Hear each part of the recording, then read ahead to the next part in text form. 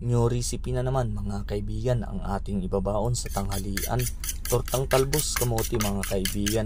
Ibabaw na natin yung talbos kamoting hiningi ko sa kapitbahay mga kaibigan sa kanin.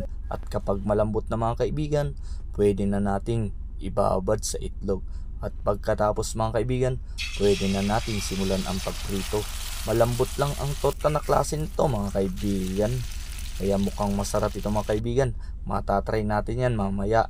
Kaya ito na mga kaibigan, ibaon na natin yan at matitikman na natin yan mga kaibigan. May trabaho pa rin tayo kahit Bonifacio Day mga kaibigan. Kaya nagbaon pa rin tayo para makatipid. Hindi ko pa kasi nawi-withdraw yung sahod ko mga kaibigan. Pero masarap din ang ating ulam. Torta naman mga kaibigan, 1 week tayong torta. Tortang talbos ng kamote. Masarap to.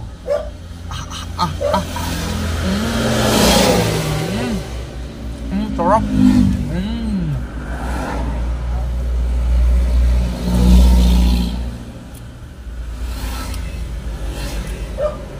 Lasang-lasa yung kamote mga kaibigan.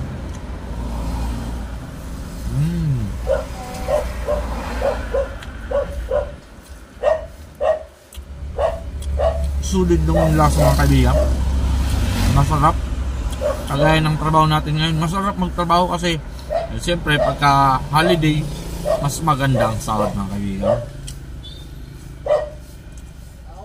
Ano ba yan? Yung sahod pagka ganito, pag Bonifacio Day, double pay o plus 30%? Alam nyo ba yan mga kaibigan?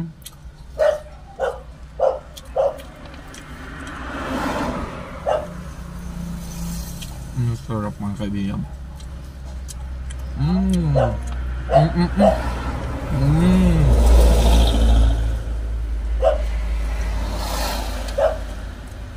Ako mga kaibigan, hindi naman ako masipag magtrabaho. Sadyang masipag lang akong pumasok sa trabaho.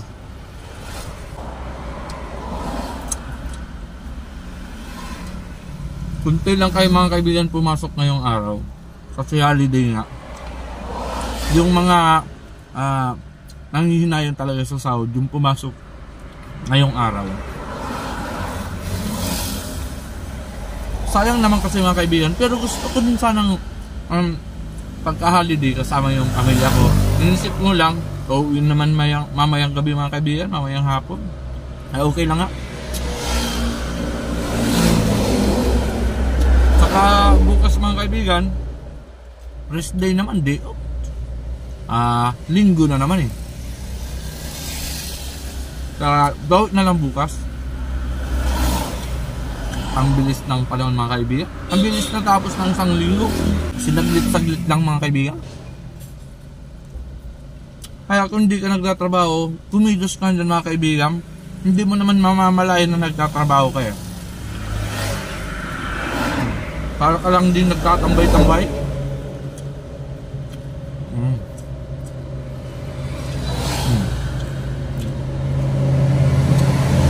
Legit, masarap gawing torta ang kamuting talbos, kamote.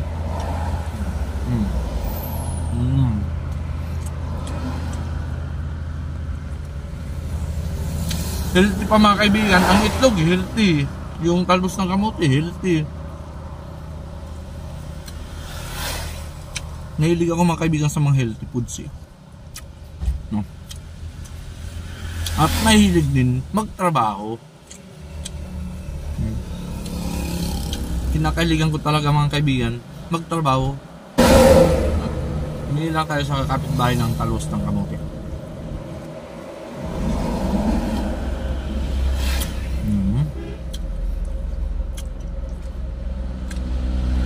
Sulit naman tayo sa tanghalian mga kaibigan, no?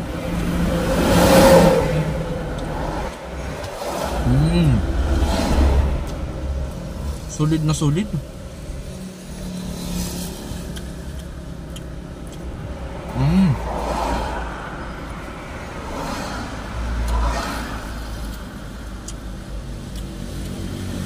Baka ngayong araw payagan naman kami ni boss mga kaibigan mag early out.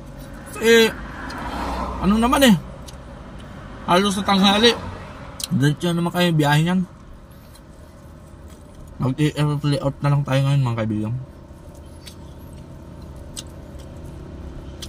Bait naman boss namin, papayag yan.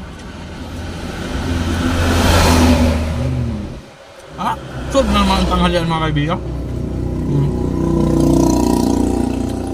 Para sa kakarampot na sahod, papasok pa rin at nagtsatsaga, kaya nagbabaon tayo mga kaibigan. At yan lamang ang ating kwento for today mga kaibigan. Buhay manggagawa sa Pilipinas. Maraming salamat.